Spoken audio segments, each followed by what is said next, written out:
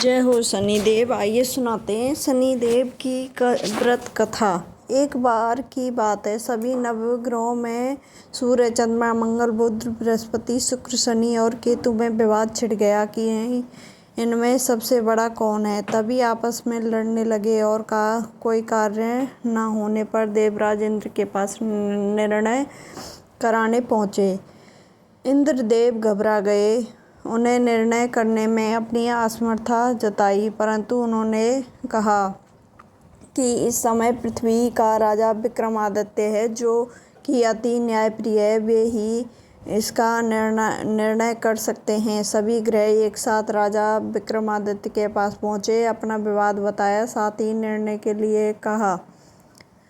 राजा विक्रमादित्य इस समस्या से चिंतित थे कि वो जानते थे जिस किसी को छोटा बतलाऊंगा वही क्रोध हो उठेगा। तब राजा को एक उपाय सूझा। उन्होंने स्वर्ण, रजत, कांसा, पीतल, सीसा, रांगा, जस्ता, अभ्रक, लोहा और 9 ग्रह सिंहासन बनवाए और उन्हें इसी क्रम में रख दिया कि उन सबसे आवेदन किया कि आप सभी अपने अपने सिंहासन पर स्थान ग्रहण करें। जो अंतिम सिंहासन पर बैठेगा वही सबसे छोटा होगा।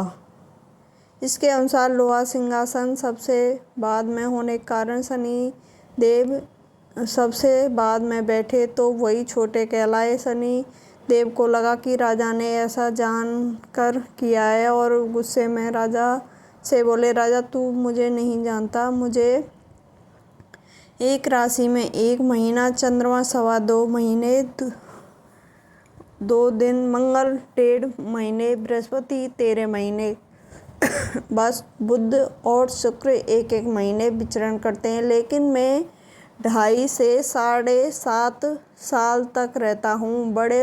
बड़ों का विनाश किया है। श्री राम की 7.5 आई तो उन्हें वनवास हो गया। रावण की आई तो उसकी लंका को वानरों की सेना से हारना होना पड़ा।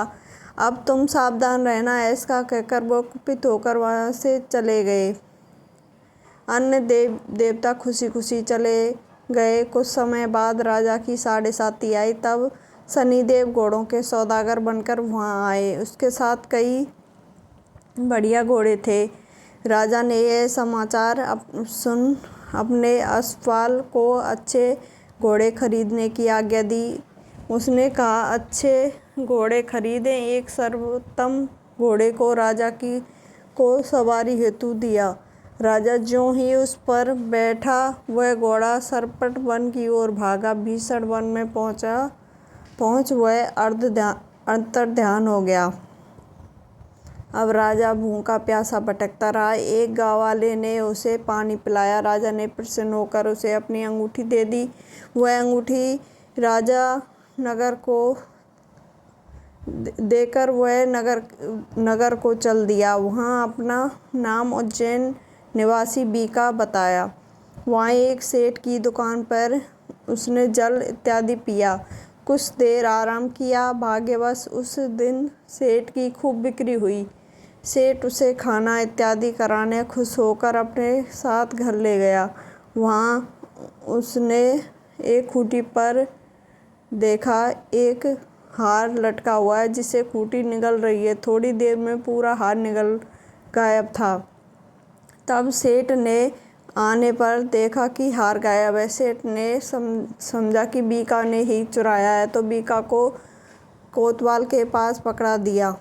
फिर उस नगर के राजा ने भी बीका को चोर समझ कर उसके हाथ पैर कटवा दिए, नगर के बाहर फेंकवा दिए। वहाँ से एक तेली निकल रहा था, जिसे दया आ गई और उसने बीका को अपनी गाड़ी में बिठाया और अपनी जीभ से बैलों को हाँकने लगा। उस समय राजा की 7.5 समाप्त हो गई। वर्षा ऋतु पर आने पर राजा मल्हार गाने लगा। राजा जिस नगर में था, वहाँ की राजकुमारी मनभावनी को उसका गाना पसंद आया। उसने मन में ही प्रण कर लिया कि वह उस राग गाने वाले से ही विवाह करेगी। राजकुमारी ने दासी को राग गाने वाले को ढूंढने भेजा। दासी ने बताया कि वो एक चौरंगिया अपाहिज है, परंतु राजकुमारी ना मानी। अगले ही दिन से उठते ही वह अनशन पर बैठ गई कि विवाह करेगी तो उसी के साथ करेगी। बहुत समझाने पर वह राजकुमारी नहीं मानी तो राजा ने उस तेली को बुला भेजा और विवाह की तैयारी करने के लिए कहा। फिर उसका विवाह राजकुमारी से हो गया। तब एक दिन सोते हुए स्वप्न में शनि ने राजा से कहा, राजन, देखा तुमने मुझे छोटा बतलाकर कितना दुख झेला है। तब राजा ने उससे क्षमा मांगी और प्रार्थना करते हुए कहा, हे शनिदेव, जैसा दुख मुझे दिया है किसी और को ना दें। शनिदेव मान गए और कहा कि जो मेरी कथा और व्रत कहेगा उसे मेरी दशा में कोई दुख नहीं होगा।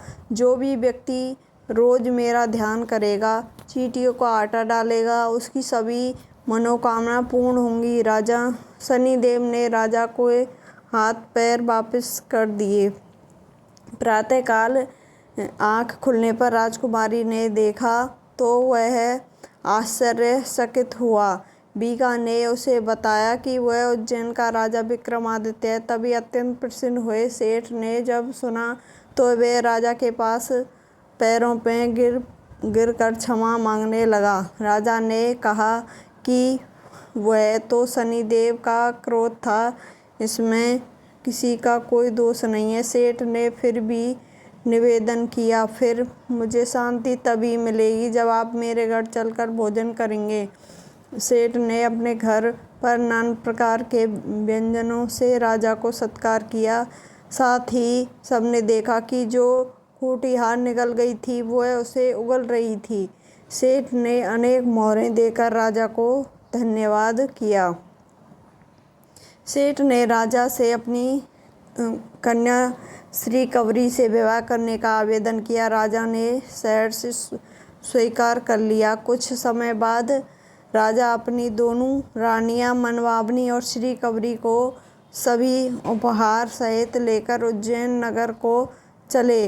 वहां राजा के राजवासियों ने सीमा पर खूब आदर सत्कार किया। सारे नगर में दीपमालाएं बनाई गईं। राजा ने घोषणा की कि मैंने शनिदेव को सबसे छोटा बतलाया था, जबकि असल में वही सर्वोपरि है। तब से सारे राज्य में शनिदेव की पूजा और कथा नियमित होने लगी। सारी प्रजा खुशी आनंद के साथ जीवन व्यतीत करने लगी। जो भी कोई शनिदेव की इस कथा को सुनता या पढ़ता है उसके सारे दुख दूर हो जाते हैं। व्रत के दिन इस कथा को अवश्य पढ़ना चाहिए। जय हो शनिदेव, सब पर कृपा बरसाए रखना। जय हो शनिदेव महाराज। प्लीज़ लाइक सब्सक्राइब करें।